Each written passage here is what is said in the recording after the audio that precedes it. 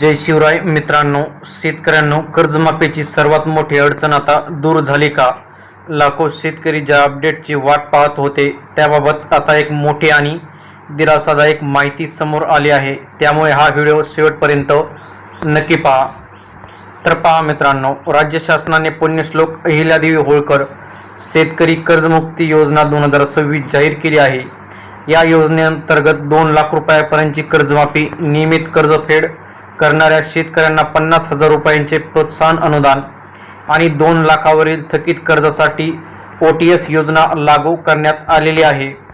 मात्र सर्वात मोठा प्रश्न होता, या योजनेसाठी लागणारा निधी कधी मंजूर होणार आणि तो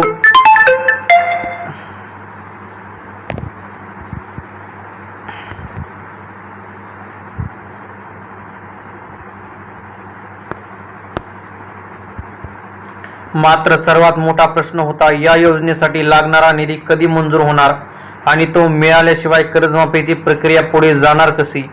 याच उत्तराची आता वाट पाहणाऱ्या शेतकऱ्यांसाठी मोठा दिलासा मिळाला आहे। हे पाहू शकता मित्रांनो, विधिमंडळाच्या पावसाळी अधिवेशनात सादर करण्यात आलेल्या पूरक मागण्यांना मंजुरी मिळाली असून त्यासाठीचा अति तात्काळ शासन निर्णय म्हणजे GR देखील जारी करण्यात आलेला आहे। म्हणजेच कर्जमाफीसाठी आवश्यक निधी उपलब्ध करून देण्याचा मार्ग आता अधिकृतपणे मोकळा झालेला आहे। यापूर्वी सहकारी विभागाने कर्जमाफीसाठी निधीची मागणी केली होती। त्यानुसार 20,754 कोटी 64,82,000 रुपयांच्या पूरक मागण्या मंजूर करण्यात आल्या आहेत। हा निर्णय कर्जमाफीच्या प्रक्रियेसाठी अत्यंत महत्त्वाचा टप्पा मानला जात आहे।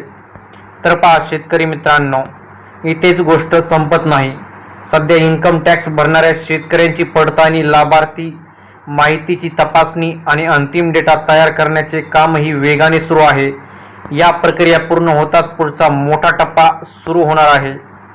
यानंतर सहकार विभागाकडून निधी वितरणाचा अंतिम टप्पा म्हणजे अंतिम GR काढला जाईल। त्यानंतर कर्जमाफीचे पोर्टल हे सुरू होईल, लाभार्थी याद्या जाहीर केल्या जातील आणि पात्र शेतकऱ्यांच्या खात्यात रक्कम जमा करण्याची प्रक्रिया सुरू होईल।